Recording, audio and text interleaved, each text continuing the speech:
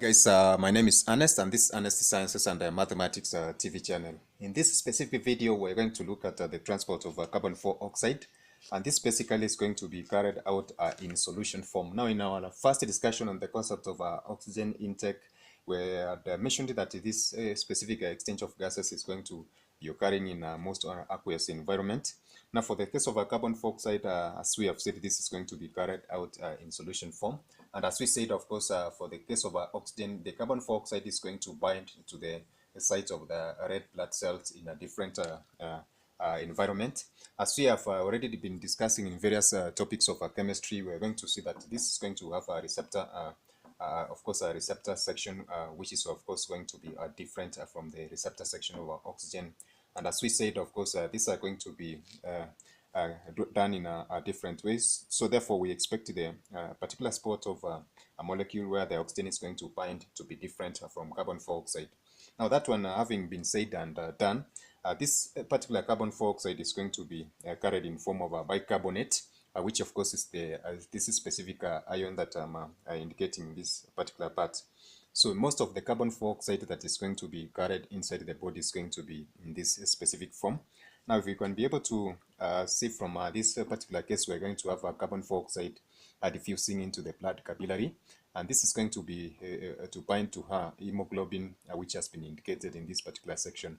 Now, the lower part of this specific equation, carbon dioxide is going to react with water to form carbonic acid, which of course is being shown in this specific case. Now, there's going to be some kind of enzymes, carbonic anhydrates, which are going to be involved.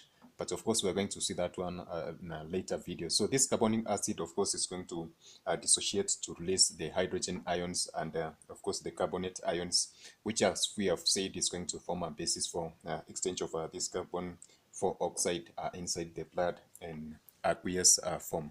So in this particular case, therefore, we are going to see that this is going to constitute the mechanism of gaseous exchange for carbon dioxide between the blood and the outside environment. And as we had said, of course, this is given in an elaborate exchange of these specific molecules into ions in this particular order. So therefore, the reaction between carbon dioxide and with a gas and liquid is going to lead to the formation of carbonic acid, which of course is going to dissociate into hydrogen ions and bicarbonate ions given in this, or the carbonic the bicarbonate ions given in this specific order. And the reverse process, of course, is going to see that the joining of the two ions is going to form carbonic acid, which of course is going also to dissociate and release carbon dioxide, and this specific product as we have shown.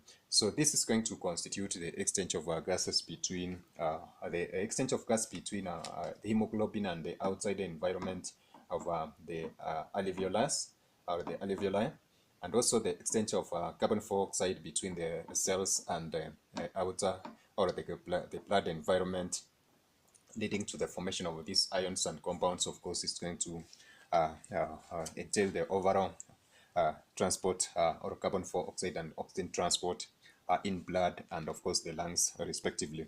So catch us in our next video as we're going to look at other aspects of gaseous exchange, and of course that is going to entail the inhalation and exhalation of gases from the lungs and to the out environment respectively. So that is it for now, guys. Catch us in our next video. Bye. God bless.